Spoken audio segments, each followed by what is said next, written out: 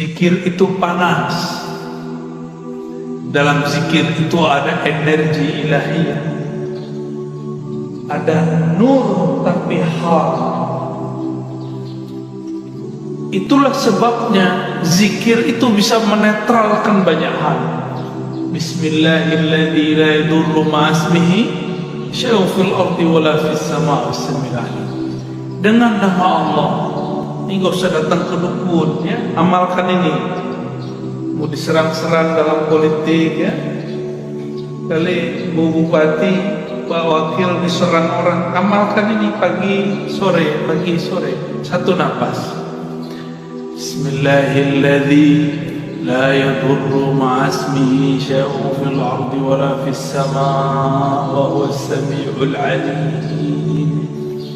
Ini langsung turun dari langit. Ini lafaz ini langsung turun dari langit. Diajarkan Rasulullah SAW kepada sahabat. Diriwayatkan oleh Imam Abu Dawud dengan nama Allah. Bismillah allazi, yang mana la yadurru ma'asmihi, tidak ada yang akan merusak, mengganggu siapa yang bersama namanya. Maksudnya apa? Gak ada yang ganggu, baik dari langit ataupun dari bumi.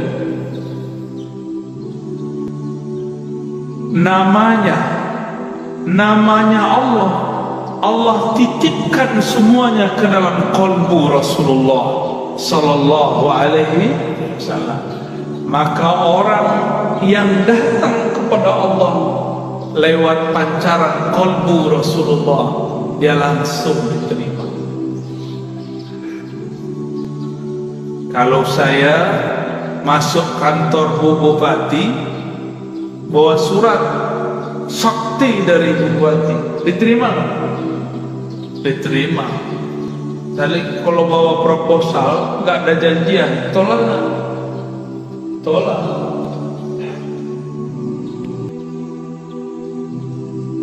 Biasanya kalau pegawai itu ada kartu ya, kartu pengenal diri. Apa namanya? ID card. ID card. Itu kalau kita kemana-mana pakai ID card, tertulis di situ statusnya apa. Pasti tempat itu menghormati kita. Yang dipandang bukan kita, ID card. Ya. Siapa yang membawa nama Allah, siapa yang bersama Rasulullah, maka dia akan dihormati di mana saja. Imam Ahmad bin Hanbal dilecehkan oleh Al-Ghazali, ditelanjangi. Itu Imam Ahmad bicara kepada Saruk, wahai Saruk, tutuplah auratmu. Takutlah kepada Allah, engkau mempermalukan aku. Langsung nangis itu, diturunin lagi oleh Al-Ghazali, enggak turun-turun. Al-Ghazalinya takut. Mulai Al-Ghazalinya takut, Pak. Ayah Buya Hamka mau dirampok oleh penyamun dulu di tengah jalan. Dulu kan belum ada PJR ya, belum ada polisi ngawal kalau Ustadz jalan. Dulu ayah dari Buya Hamka namanya Syekh Abdul Karim Amrul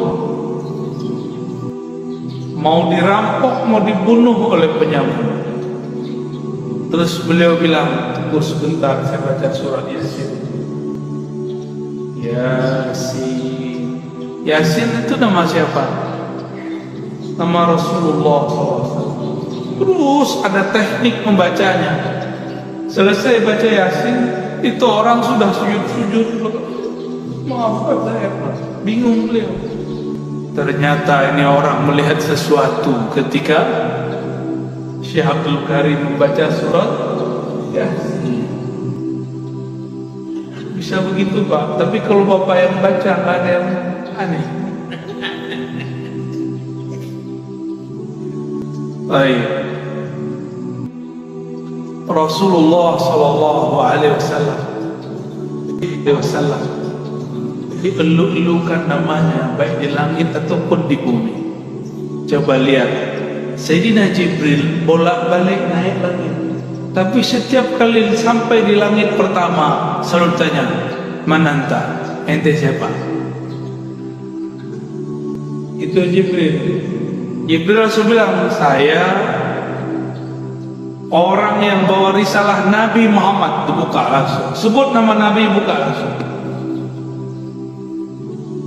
Jadi pembuka pintu langit nama Nabi Muhammad Sallallahu Alaihi Wasallam.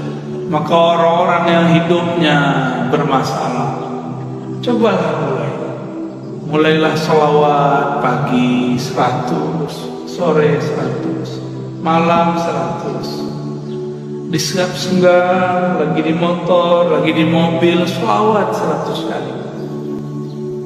Jangan kurang salawat setiap hari daripada 500 kali lah. Sembari bekerja, sembari bergerak. Apa susahnya? Kenapa bersosial media tidak susah, tapi bersosial media dengan Rasulullah susah? Kenapa kita mau jemput rezeki? Para rezeki itu ada berkah Nabi Sallallahu Alaihi Wasallam. Rezeki terbesar umat adalah lahirnya Rasulullah Sallallahu Alaihi Wasallam. Suatu kali Uwais Al-Qarni hendak pergi haji. Tiba-tiba ibunya mengatakan, "Wahai Uwais, jika engkau pergi, dengan siapa ibu?" Kata Uwais, "Baiklah ibunda, tapi tunggu sebentar, aku berikan semua perbekalanku kepada temanku yang sedang merindukan Rasulullah." Tapi dia tidak punya bekal, orang tuanya sudah tidak ada, dihantarkanlah kepada orang. Entah dapat apa rasanya. Orang-orang berangkat, dia tidak bisa berangkat. Teman-temannya Uwais dan teman-temannya semua berangkat, orang ini nggak berangkat. Tiba-tiba Uwais ketuk pintu mengatakan, "Wahai Tuhan, wahai sahabat, ini semua bekalku, aku berikan kepada engkau." Orang ini lagi sujud, ingin berangkat tapi tidak punya uang, ingin berangkat tidak punya kendaraan. Apa yang dia rasakan? Lalu dia bertanya, "Lalu engkau bagaimana wahai Uwais?" "Aku masih punya ibu." Jika rindu Rasul Sallallahu Alaihi Wasallam harus merawat ibu. Orang yang rindu Rasulullah tidak hormat kepada ayah ibunya, batal cintanya. Orang cium tangan guru tapi tidak cium tangan ayah ibunya, batal cium tangannya. Orang yang ziarah ke ulama tapi tidak ziarah ke ayah ibunya, batal cintanya kepada ulama. Betapa aneh sekarang, banyak orang baik ke gurunya tapi membentak ayah ibunya. Aneh. Masih punya ibu sebagian besar, ayah nanti pulang cium tangannya, ya. Baca sholawat ketika mencium tangannya. Semoga Allah ridha melalui ini, dan pasti ridha. Ridha Allah itulah kunci dalam tangannya. Kenapa disebut ibu dan ayah itu kunci ridha Allah? Ridha Allah fi ridhal walidain. Karena merekalah kita secara fisik, secara rohani kita ada karena ruhannya Rasulullah. Maka Rasulullah Nur Muhammad, ruhnya disebut Ahmad, disebut Ummul Arwah, induknya semua ruh. Muhammad nurnya disebut Abul Arwah, bapaknya semua proof. Ini cuma istilah bahwa salah satu bersumber darinya. Inilah yang sering kita katakan ketika Allah menciptakan alam semesta. Apa yang Allah lakukan pada alam? Allah menciptakan alam ini supaya alam ini sempurna dengan menyembahnya. Allah tetap sempurna tanpa disembah alam. Allah ciptakan alam supaya alam itu sempurna dengan menyembahnya. Disebut dalam Quran liya'budun, untuk menyembah. Siapakah yang paling sempurna menyembah Allah? Rasulullah SAW. Siapakah yang paling kenal Allah? Rasulullah SAW. Maka yang dimaksud dalam ayat ini, tidaklah aku ciptakan jin dan manusia illa liya'budun, kecuali untuk menyembahku sebenar-benar menyembah, mengenalku benar-benar mengenal. Itulah sosok Rasulullah Sallallahu Alaihi Wasallam. Jadi ayat ini berbicara tentang Rasulullah Sallallahu Alaihi Wasallam. Jadi jika ada orang mengatakan tidak usah buat maulid, tidak usah buat zikir-zikir, gak usah buat zikir jamaah, gak usah buat manaqib, tugas kita ibadah, ya itu ibadah. Dan ibadah yang paling tinggi adalah as-salawat ala Nabi Sallallahu Alaihi Wasallam. Ini saya ulang-ulang ya, supaya masuk ke alam sadar kita dan alam bawah sadar kita. Allah sholatnya, Allah sholat gak? Allah tadi sholat subuh gak? Saya ulang yang kencang. Allah sholat gak? Allah haji gak? Allah puasa gak? Allah sedekah gak? Tapi Allah bersalat. Inna Allah malaikatahu yusholluna. Jadi sebelum ada sholatnya kita, Allah sudah sholawat kepada Nabi. Sebelum ada zikir, baca Quran, ngaji kita, belum ada thariqat kita, belum ada mazhab kita, belum ada manhaj kita, belum ada. Allah sudah bersalawat. Maka ciri-ciri musuh Allah, dia benci orang salawat. Meskipun sorbannya 7 kali lilit,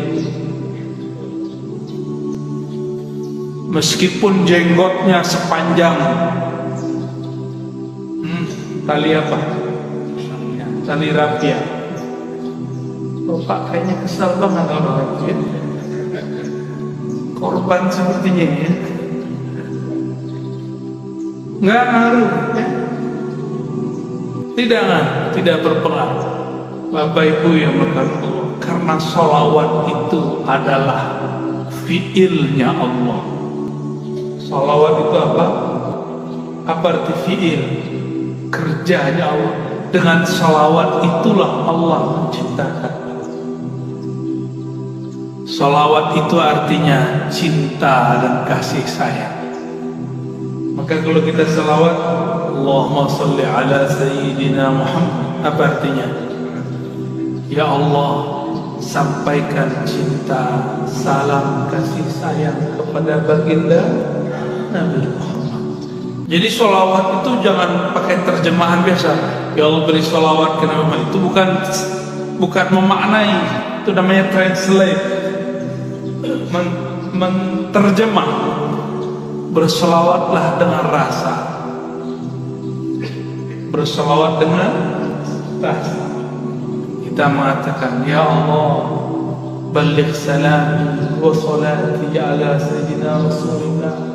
Sampaikan salam rinduku, cintaku kepada Rasulullah Sallallahu Alaihi Wasallam. Kalau sudah cinta, apapun yang disuruh, yang dimintanya, mau gak?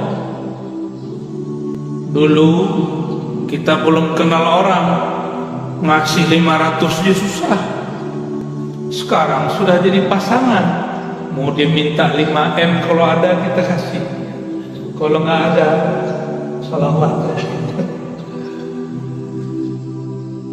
Jamaah subuh yang diberkahi Allah, bahkan subuh ini ada karena salawat kepada Rasulullah sallallahu alaihi wasallam. Was-subhi idza tanaffas, begitu ayatnya. Demi waktu subuh yang berhembus, yang bernafas. Jika Allah tidak bernafas dengan salawatnya, maka bunyi nafasnya Allah salawat kepada Rasulullah sallallahu alaihi wasallam. Maka niatkan hidup ini untuk bersalawat kepada Rasulullah. Inilah yang disebut takhallaqu bi akhlaqillah. Tirulah fiil-fiilnya Allah, tirulah akhlaknya Allah. Allah itu mencipta alam dengan salawatnya karena cinta kepada Rasulnya. Maka beramallah karena cinta, bukan lagi buat maulid, buat manakib karena ada hajat. Pak Kiai, Pak Ustaz, doakan saya bisa beli rumah. Pak Kiai, doakan saya beli mobil. Pak Kiai, samalah kau dengan onta ya. Onta datang ke Nabi, ya Rasulullah, perutku lapar, tugasku banyak, tuanku nggak tahu diri. Onta datang nangis, yang dikadukannya bukan ya Allah Rasulullah izinkan aku bersamamu, nggak ada dia ngomong gitu. Onta, paham onta? Si kayu ngomong, aku ingin di surga aja. Tapi beda dengan Abu Bakar, beda dengan Umar, beda dengan Utsman, beda dengan Ali. Mereka ingin jadi pintu-pintunya Rasul. Maka ujung dari pintunya Rasulullah, pintu terdekat Sayyidina Ali. Apa kata beliau? Aku kota ilmu, Alilah pintunya. Maka tiada satu mazhab, satu manhaj, satu aliran, satu pemikiran yang sahih kecuali sanadnya bersambung kepada Sayyidina Ali. Tapi syaitan tidak tinggal diam. Dia buatlah, dia campur adukkanlah cinta kepada Ali dengan benci kepada sahabat. Namanya kelompok Rafidhah, kelompok yang membenci sahabat Rasul sallallahu alaihi wasallam. Ya, kita cinta Sayyidina Ali, cinta juga sahabat Rasul. Ini perbedaan kita dengan Syiah Rafidhah. Mari berguru kepada orang bersama, nanti bersambung kepada Sayyidina Ali. Lebih kurang itu pengantar rindu yang dapat saya sampaikan.